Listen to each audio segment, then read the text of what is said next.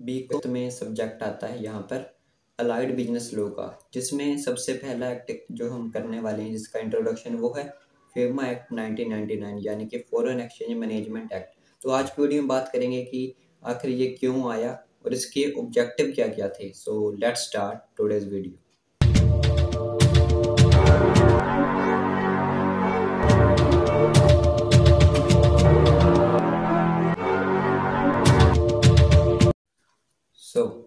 तो यहाँ पर हम बात करें फेमा एक्ट 1999 के इंट्रोडक्शन की।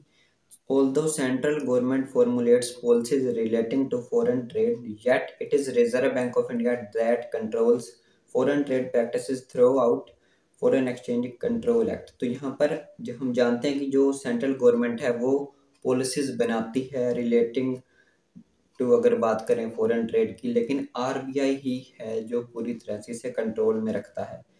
Foreign Exchange Regulation Act 1947 was the first formal legislative measure to control foreign exchange। तो यहाँ पर जो Foreign Exchange Regulation Act 1947 था, ये पहला एक्ट था रिलेटेड टू फॉरेन एक्सचेंज, जहाँ पर फॉरेन एक्सचेंज को कंट्रोल करने की बात की गई थी। It was replaced by foreign exchange regulation act 1974। यहाँ पर 1947 वाले के बाद फेरा आया, यानी कि फॉरेन एक्सचेंज रेगुलेशन एक्ट 1974 में जिसे नाम दिया गया फेरा।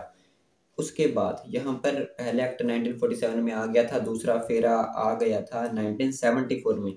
तो यहाँ पर फेमा क्यों आया उसकी बात करें तो in the era of economic liberalisation it was felt necessary to have more efficiency in management of foreign exchange. तो यहाँ पर जैसे जैसे लिबरलाइज हो रही थी इकोनॉमीज, उदारीकरण हो रहा था, तो यहाँ पर ज़रूरत महसूस हुई कि यहाँ पर जो फॉरेन एक्सचेंज है उसे अच्छे तरीके से मैनेज किया जाए। Accordingly with a view of encouraging globalization and economic liberalization control, government continues a task force to review फेरा। तो यहाँ पर जैसे जैसे ग्लोबलाइजेशन यानी कि वैश्वीकरण को भी बढ़ावा दिया जा रहा था, उसी दूसरी तरफ जो उदारीकरण थी यानी कि इकोनॉमीज भी एक दूसरे से ज़्यादा कनेक्ट में आ रही थी, तो यहाँ पर सेंट्रल गवर्नमेंट ने यहाँ पर एक टास्क फोर्स दी, यानी कि एक कमेटी बना दी कि वो फेरा को यहाँ पर रिव्यू करे कि ये सही तरह से काम कर भी रहा है या नहीं। On the recommendation of task force, उस टास्क फोर्स की रिकमेंडेशन के बाद foreign exchange management bill 1994 was introduce in parliament. उसके बाद संसद में 1994 में फॉरेन एक्सचेंज मैनेजमेंट बिल आया। उसके बाद नवंबर 1999 यानी कि इन नवंबर 1999 Lok Sabha and on December 8 1999 Rajya Sabha pass this bill, यानी कि लोकसभा में भी और फिर राज्यसभा में भी जहाँ पर इस बिल को पास कर दिया गया।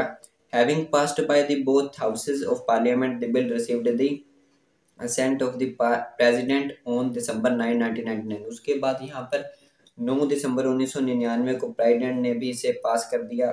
उसके बाद 10 on June 1 2000 in place of FERA the foreign exchange management act 1999 come into force. उसके बाद 1 जून सन 2000 से फेरा की जगह पर फॉरेन एक्सचेंज मैनेजमेंट एक्ट 1999 जिसे हम फेमा कहते हैं वो इंट्रोड्यूस कर दिया गया, फोर्स में ला दिया गया। It is popularly address at FEMA. This act is a great of significance from the point of view of foreign trade and foreign exchange. और फॉरेन ट्रेड की बात करें या फॉरेन एक्सचेंज की बात करें, उसके पॉइंट ऑफ व्यू से ये काफ़ी ज़्यादा इंपॉर्टेंट था। उसके बाद बात करते हैं short title and extent of the act.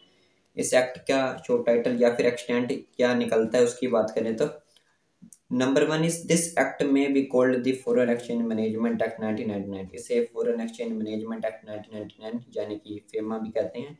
It extends to the whole India, पूरे भारत में ये लागू होगा। It shall apply to all branches offices and agencies outside India owned or control by a person resident in India. ये जो fame act है उन सभी पर लागू होगा, चाहे कोई भी ब्रांच है, चाहे ऑफिस है, एजेंसी है, चाहे वो इंडिया के बाहर है, लेकिन उसका जो ओनर है या जो कंट्रोल है वो भारत के किसी नागरिक के द्वारा किया जा रहा है। तो बाहर वाली जो भी ब्रांचेस एजेंसीज होंगी उन पर भी यह कानून लागू होगा। फोर्थ पॉइंट की बात करें तो it shall come into force on such date as the central government में by notification in the official gazette appoint, however different date may be appointed for different provision of this act। तो यहाँ पर जैसे central government ने official gazette में notification दे दी उसी date से ये एक्ट फोर्स में आ गया, यानी कि ये लागू हो गया। लेकिन उसके बाद भी डिफरेंट डिफरेंट डेट्स पर डिफरेंट प्रोविजन इसमें ऐड होते रहे हैं। This act come into force on June 4 2002 by gazette notification of central government. तो सेंट्रल गवर्नमेंट की ऑफिशियल गैजेट नोटिफिकेशन के बाद ये एक्ट पूरी तरह से लागू हो गया।